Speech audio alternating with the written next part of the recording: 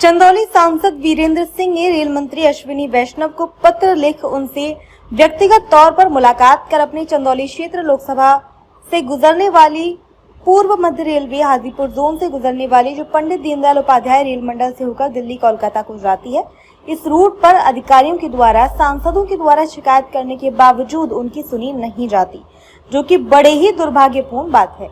जबकि प्रोटोकॉल के तहत रेलवे के अधिकारियों को सांसदों के द्वारा किए गए शिकायत पर गौर करना है, पर सांसदों की भी शिकायत को पंडित दीनदयाल उपाध्याय रेल मंडल में सुनी नहीं जाती, जिसमें पंडित दीनदयाल उपाध्याय से लेकर सासाराम, गया, गोरखपुर, डेहरी, सोन, दानापुर जैसे स्टेशनों में चीफ मेडिकल ऑफिसर के द्वारा चुनिंदा अस्पतालों में चिन्हित कर मरीजों को अपने कमीशन बनाने की नीयत से मरीजों को भेजा करते हैं।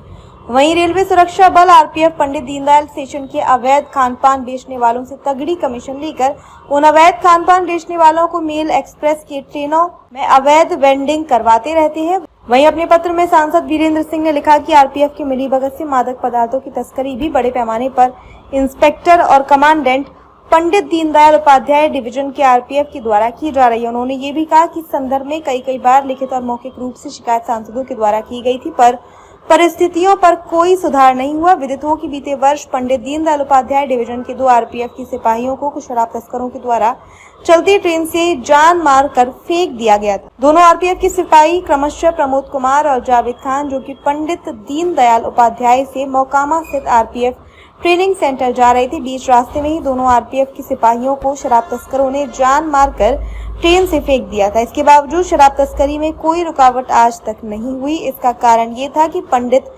दीनदयाल उपाध्याय डिवीजन के आरपीएफ के कमांडेंट जतिन वीरराज और इंस्पेक्टर प्रदीप कुमार रावत और सहायक सुरक्षायुक्त संजय तिवारी की जोड़ी ने मिलकर शराब से रुपए बनाने की फिराक में अपराध और अपराधियों को पाला और इनके पाप को बचाने में रेलवे बोर्ड में तैनात रहे तत्कालीन एडीजी शरद चंद्र पाड़ी रहे थे, जो कि पूर्व मध्य रेलवे हाजीपुर में एडीजी बनाए जाने से पहले आईजी हाजीपुर रह चुके थे। इससे साफ जाहिर होता है कि जोन की दलाली में खुलकर रहे हैं और दागी आरपीएफ के कुछ इंस्पेक्टरों को अपना वरदान रुपए के बल पर देते रहे हैं। वरना सोचिए कि मुजफ्फरपुर आरपीएफ के इंस्पेक्टर मनीष कुमार को, जो कि पटना आरपीएफ पोस्ट में दरोगा के पद में तैनात थे, उसकी दरोगा को मुजफ्फरपुर जैसे सीनियर आरपीएफ के इंस्पेक्टर की कुर्सी में 6 माह तक एडहॉक में बैठा कर 6 महीने उपरांत उसी मुजफ्फरपुर में इंस्पेक्टर में तैनात कर आज तक मुजफ्फरपुर का आरपीएफ इंस्पेक्टर बनाए हुए हैं। मतलब कि गुरु चेला का इससे साफ उदाहरण और कहां देखने को मिला। खैर, अब चावल चोरी के अपराध के जनक एडीजी शरद चंद्र पाड़ी की सेवानिवृत्त भी हो गई है। उनकी जगह सप्रिया मयंक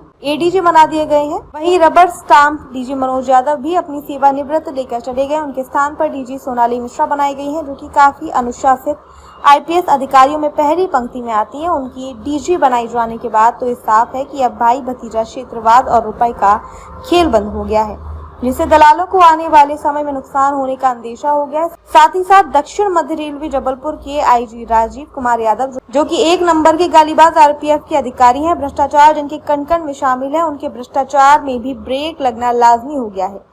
ये मनोज यादव तत्कालीन डीजी आरपीएफ को अपना रिश्तेदार बताकर कई आरपीएफ के अधिकारियों का नुकसान भी किए हैं, जो कि अब उस नुकसान की भरपाई भी राजीव कुमार यादव को करनी है।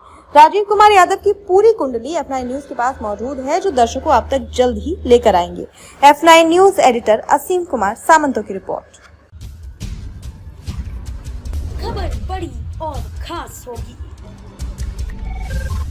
असल वजह की तलाश होगी, दुनिया भर के हर गांव, शहर, गली, मोहल्ले पर नजर हमारी होगी।